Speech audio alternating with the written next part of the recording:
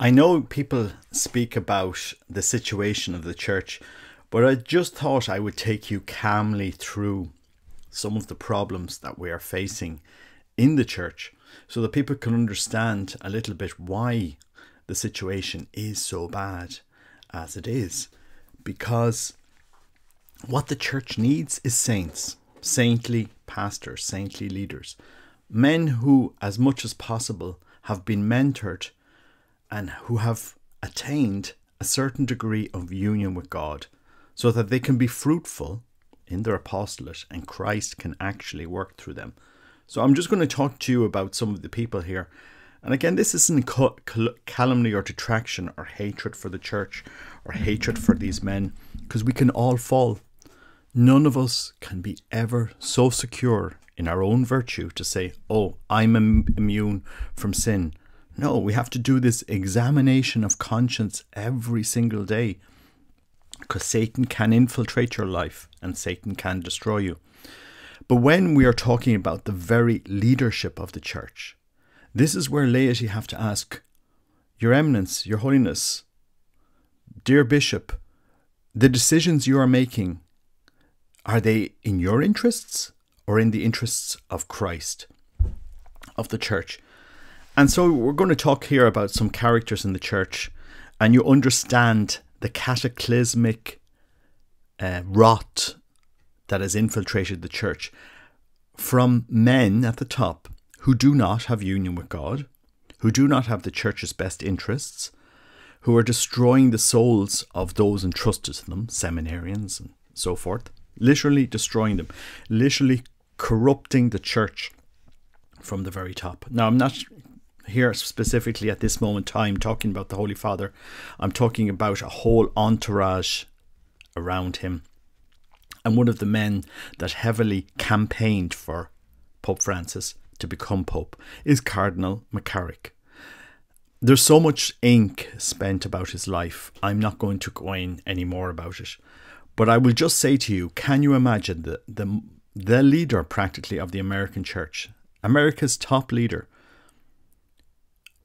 On one side, he was abusing teenagers, abusing youth, sleeping with seminarians. And on the other side, saying Mass. What type of spiritual leader do you have there? A man that's completely lost all union with God. Anyway, I go on to another figure in the church, the founder of l'Arche movement, Jean Vanier. I mean, he was held up as a saint, esteemed, and so on and so forth. And after his death, they found out that this man was abusing those under his care.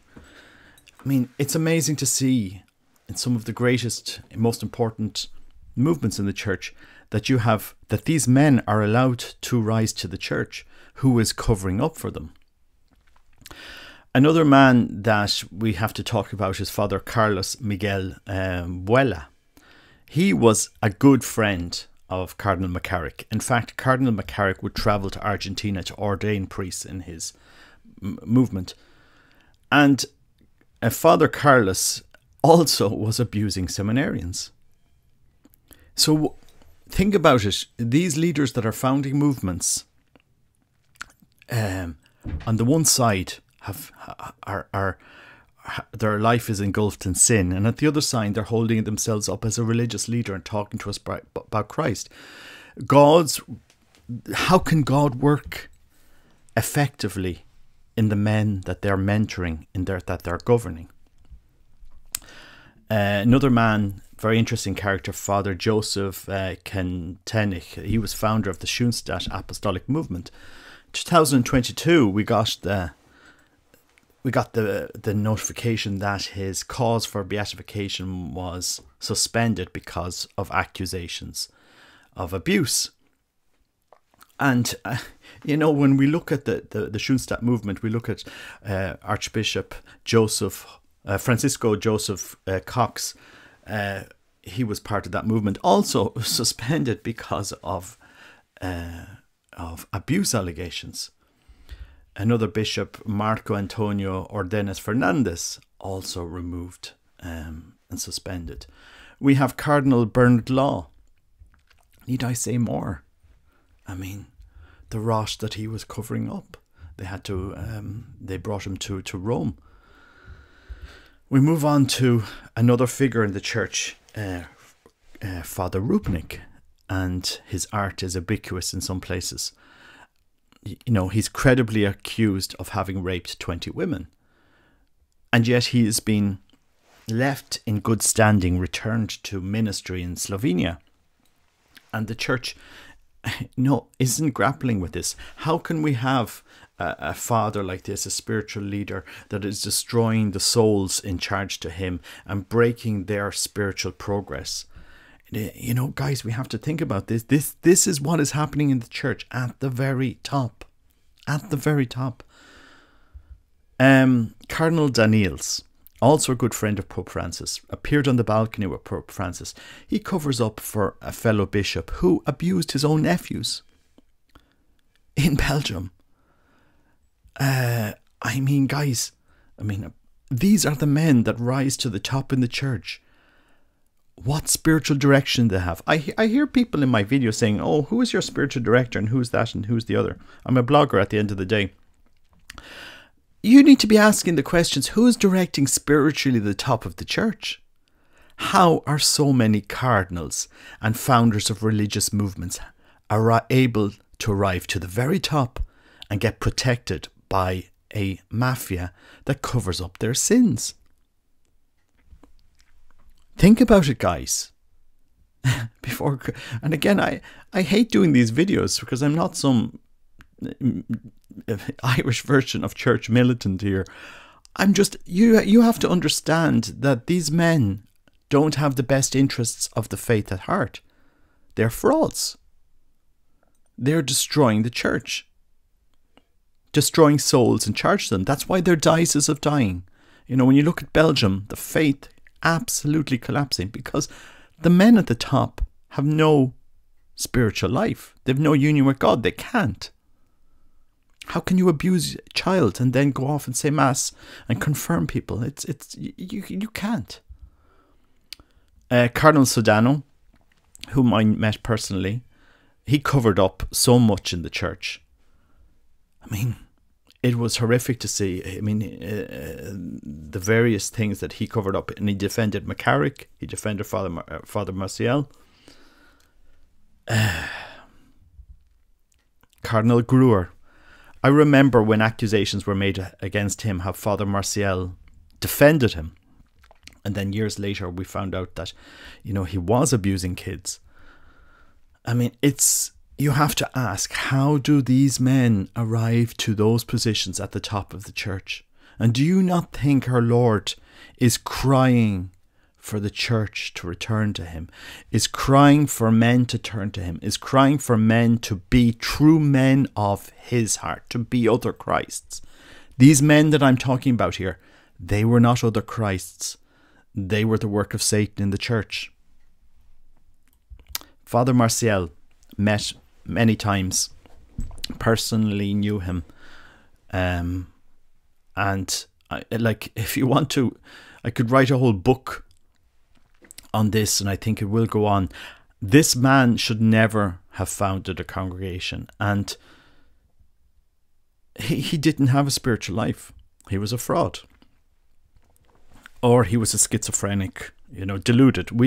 It's hard to actually pin down what he was. What we did find out later on is, as a child, he was serially sexually abused, so that kind of destroys a man one way or the other. But he should never have been allowed to rise to the top where he was. He had no seminary formation. He was removed from various seminaries. He was removed from the Legion of Christ in the 1950s. And then he managed to weasel himself back in. Actually, if you look at his life, it's very similar to what happened to the founder of Schoenstatt, who was also removed from his community and also managed to make his way back in. The questions need to be asked. How do these men continue to rise to the top of power and positions and get protected by these men? This is important that you should know. Father Marie-Dominique Philippe, he founded the community of St. John in France. And after his death, they found, I mean, that a lot of abuse in that community. And, you know, these men that put themselves up as leaders of the faith, spiritual leaders, you know, you really need to discern. You really need to discern a lot about what they do. What are their motives? You know, because Satan can infiltrate. Cardinal Keith O'Brien, another cardinal who rises to the very top, created a whole mafia in Scotland.